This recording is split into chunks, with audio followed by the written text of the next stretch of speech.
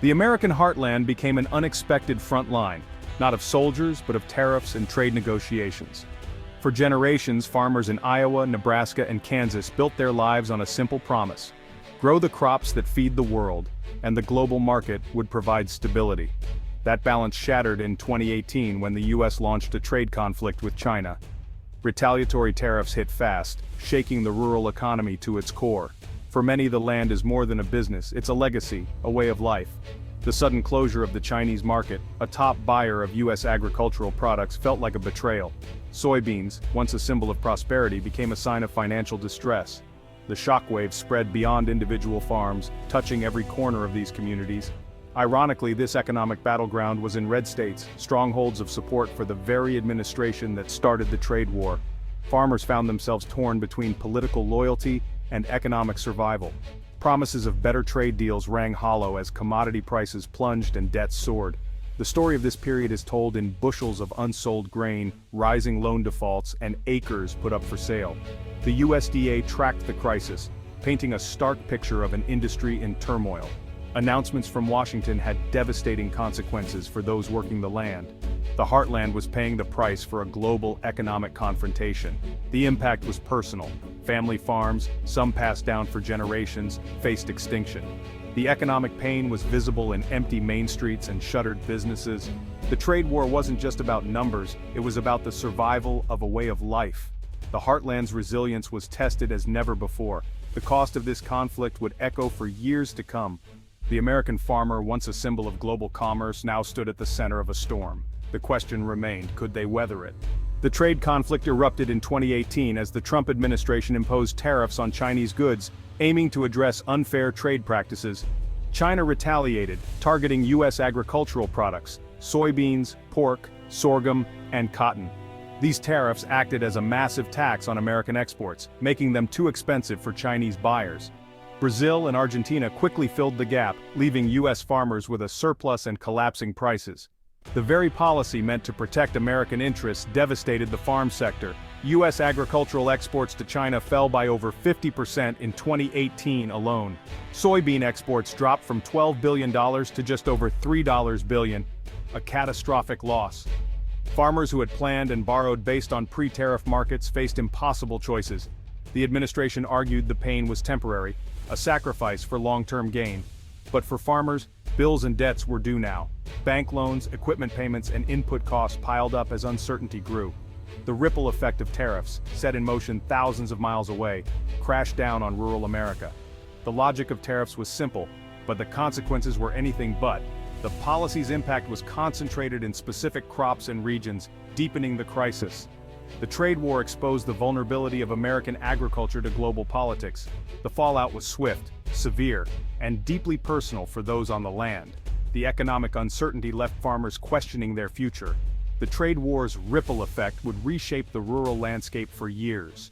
The cost of policy decisions was measured in lost livelihoods and broken communities. The heartland was left to pick up the pieces. Would recovery be possible? Soybeans became the face of the trade war's toll on agriculture.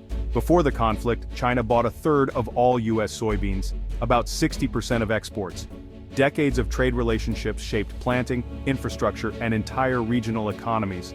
China's retaliatory tariffs severed this vital link overnight. The primary market for America's top agricultural export vanished, leaving farmers with unsellable crops.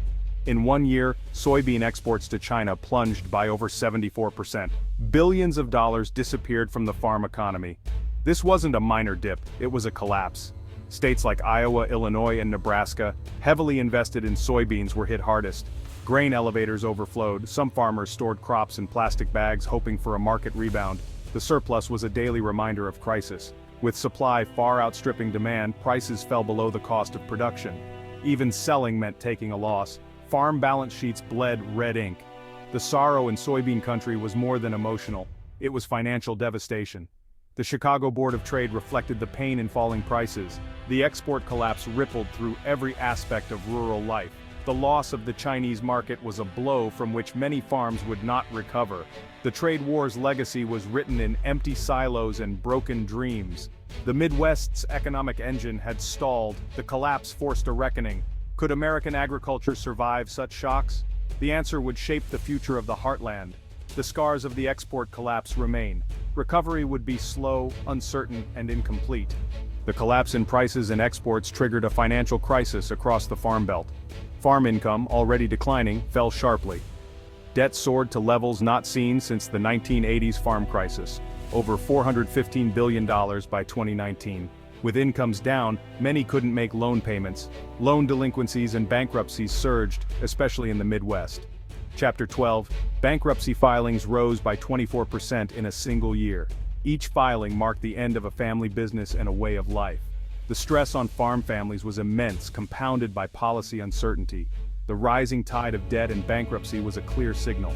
American agriculture was in deep distress. The trade war's financial toll was measured in lost farms and shattered futures.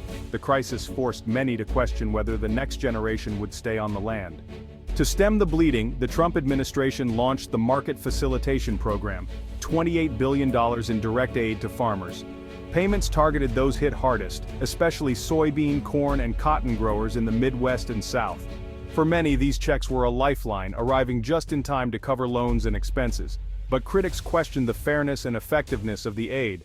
Some regions received more than their losses, others less. The program created a new dependence on government support. Farmers, proud of their independence, now relied on federal payments to survive. "We want trade, not aid," became a common refrain.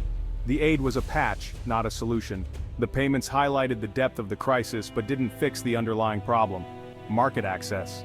The future of the sector remained uncertain, tied to policy rather than markets. The pain spread beyond farms, rippling through rural economies. When farmers cut spending, Main Street businesses suffered. Equipment dealers, mechanics, and stores all felt the pinch. Equipment sales, a key economic indicator, plummeted. Manufacturers and dealerships faced layoffs and shrinking revenues. Rural banks, heavily exposed to farm loans, tightened credit as defaults rose. The credit crunch made it harder for farmers to operate, deepening the downturn. Population decline accelerated as young people left for better opportunities. The crisis threatened the social fabric of rural America, schools, businesses, and communities. The trade war put the entire rural economic model at risk. The fallout would be felt for years. Despite the pain, many farmers in red states remained loyal to President Trump. They saw the trade war as a necessary fight against unfair practices, even if it meant sacrifice. Patriotism and hope for a better deal fueled their resilience. The administration's praise and aid payments reinforced this loyalty. But frustration grew as the crisis dragged on. Farm groups and individuals called for resolution, torn between identity and reality. The paradox of loyalty amid hardship revealed the deep ties between politics and rural life. In January 2020, the US and China signed the Phase 1 trade agreement, aiming to restore normalcy. China pledged to buy $80 billion in US farm goods over 2 years. Exports and prices rebounded, offering relief to struggling farmers, but the recovery was incomplete. China didn't meet its ambitious targets. Brazil had become China's top soybean supplier, forcing US farmers to fight for lost market share. The global market had shifted, and uncertainty lingered. The threat of future trade disputes remained.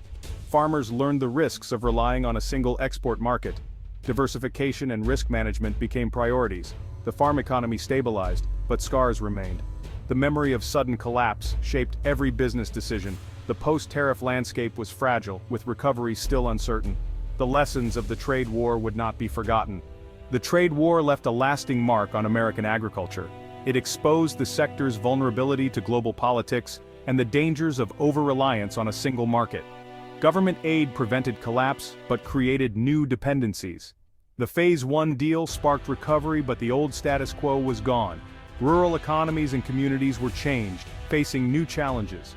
The experience forced hard questions about risk, diversification, and the future of farming. The unplowed furrow ahead is uncertain. How will American farmers adapt to a world of shifting alliances and economic nationalism? The answer will define the Heartland for generations.